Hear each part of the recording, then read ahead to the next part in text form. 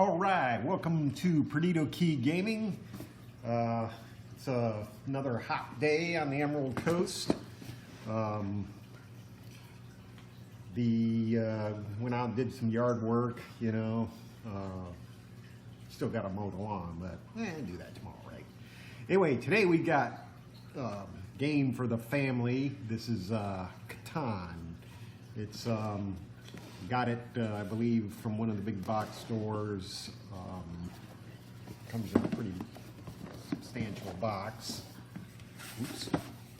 And haven't had time to play it though. After this health issue popped up, then it kind of stops everybody from doing anything.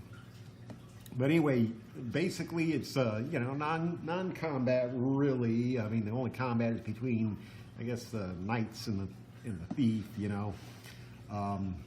There's a couple of apps that you can get, but I find them be pretty limited unless you subscribe to it or whatever the deal is. But yeah, you lay out a set of tiles and you build stuff, and the object is, of course, to build X.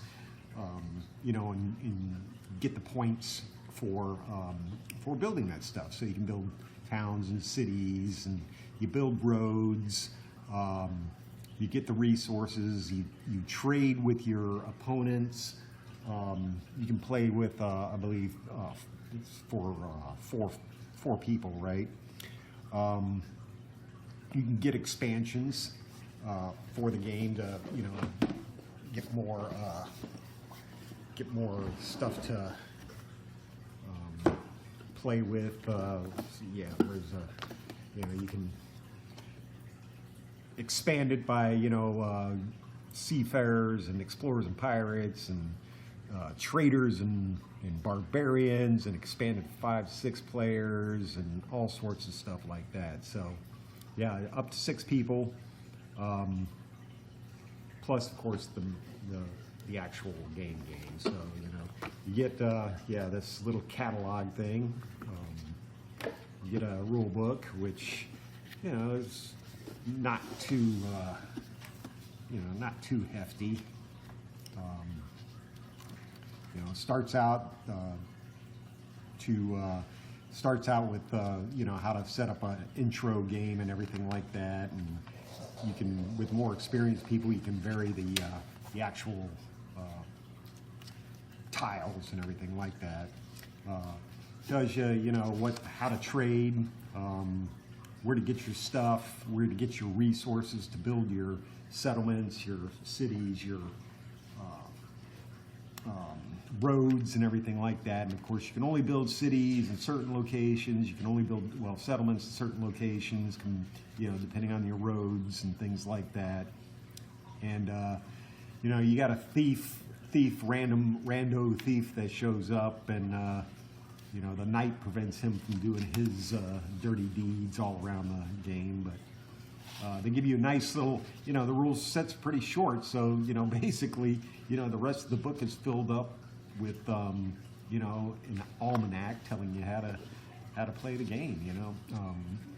What each of the cards do and everything like that. So you get the points for the largest army, the longest road, how to do harbors, and get the resources that way. Tells you how to do, short synopsis again of how to do resource gathering and the robber thief, I'd say.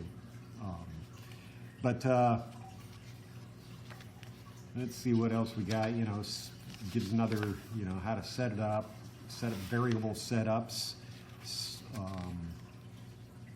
The knights used to be, according to this, used to be soldiers, but yeah, it's been around for a while. I remember seeing the board game back in the 90s and things like that.